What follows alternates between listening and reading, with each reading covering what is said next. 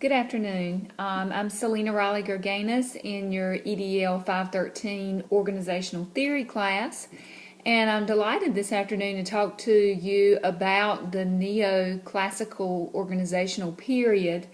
Neo, simply meaning the new classical organizational period, is also known as the humanitarian theory, and it's in reaction to the more authoritarian approach to management that was set back in the classical period.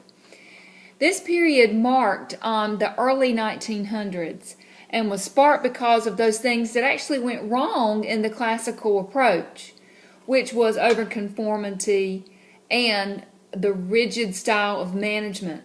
The lack of assigning teams to do things, the lack of delegating tasks to others in the business for decision-making process. This led actually to the squelching of creativity of employees, the squelching of individual growth, and also lack of motivation among employees. The neoclassical theory was actually a less formal and type of theory, an organizational management theory, because of the lesser amount of control that was obtained or possessed by management. There was more participation in decision-making from employees. Now, according to research conducted by Maureen Sullivan of Villanova University, there are fewer levels of management in this type of neoclassical theory, leaving the managers sometimes overburdened. This is going to prove beneficial later when I talk a little bit about the DeFore model of professional learning communities and how it was significant even in the 21st century that in organizations tasks would need to be delegated among the staff in order for good decision making, in order for an effective quality product, and in order for employees to buy into and value their work. You see, in the neoclassical theory, managers were viewed basically as coaches, not as authority figures, and they sought out to validate the aspects of the human behavior in organizations. So this was the first time that human behavior was actually studied and considered in organizational management. There was a deep concern for employee motivation, satisfaction, and creativity. Now I'm going to speak specifically about three neoclassical figureheads, if you will, in this time period. Combined together, I want to talk about Mayo and Roethlisberger, forgive the pronunciation, in 1924 with the whole Hawthorne theory. I want to speak about Herbert Simon and his reaction to the Hawthorne theory, and then lastly Philip Selznick in 1949. One of the experiments, the first experiments that challenged the classical view, the experiments on human behavior, was conducted by Mayo and Roethlisberger in the late 1920s at a plant in Hawthorne, Illinois, called Western Electric. And this theory is known as the Hawthorne theory because of where it was located, of course. And what they did was they started manipulating the conditions in the work environment, for example, the intensity of lighting. And they found that any change whatsoever did indeed have a positive impact on productivity.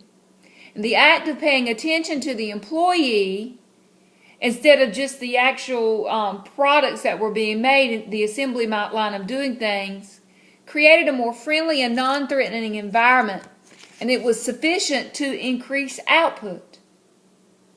So this was a first look at how employees actually felt about their workplace and how it paralleled with the outcome of their productivity. In other words, it was concluded that the social or human relationship among the operators and researchers and supervisors influenced their productivity and their work by looking at their working conditions. This information was found on a website, organizationaldesign.wordpress.com, in a file for neoclassical theory research. Secondly, Herbert Simon is another figurehead in the neoclassical period. And according to an online article that I found in sustainableleadership.info, Simon launched out an all-out attack on the classical principles of management. Specialization, for example, he concluded, can cause as many or more problems in an organization as it actually solved. So he began to explore the whole idea of decision-making through delegation. He also contributed the idea that organizations should maintain a more equitable balance between the manager and between the workers. He's backed up by many studies on decision-making in a business enterprise. He actually won a Nobel Memorial Prize for his work in this study of administration, and his perspective on the logical, positive impact that it makes whenever you're dealing with making managers and workers equitable in what they do, and making decision-making a priority among all and not just the manager, emphasizing that the decision-making is indeed the true heart of administration. And that quote came from the timeline that you provided for us. And lastly, Philip Selznick published an article, Foundations of the Theory of Organization, in the American Sociological Review. You see, Selznick approaches the organization from the viewpoint of a sociologist rather than the management or business specialist, asserting that an organization probably won't behave the way it ought because it's full of people with motivations and goals that are not necessarily aligned with those of the organization. So how do you change that? You change it through motivating the employee.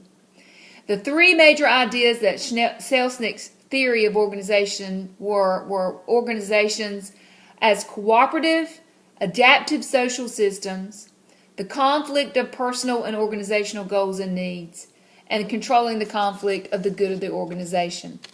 And again, finding that balance between the manager and the actual worker and making that a more equitable balance.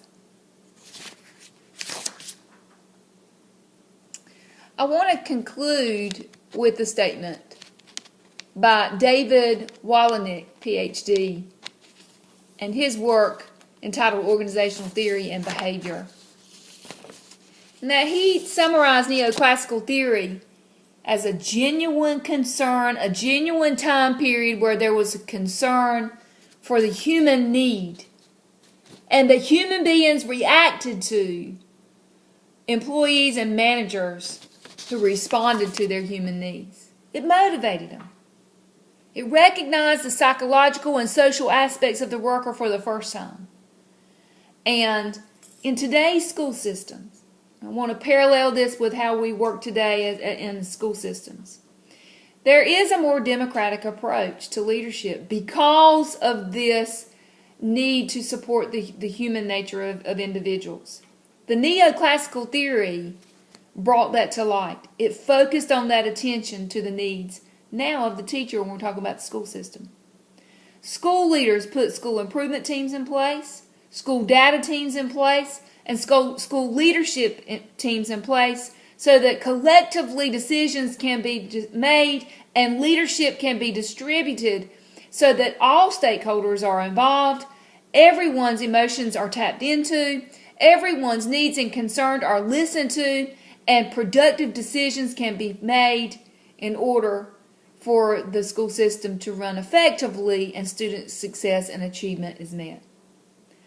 Thank you for this opportunity to speak upon the neoclassical period and how that parallels with our systems in place today.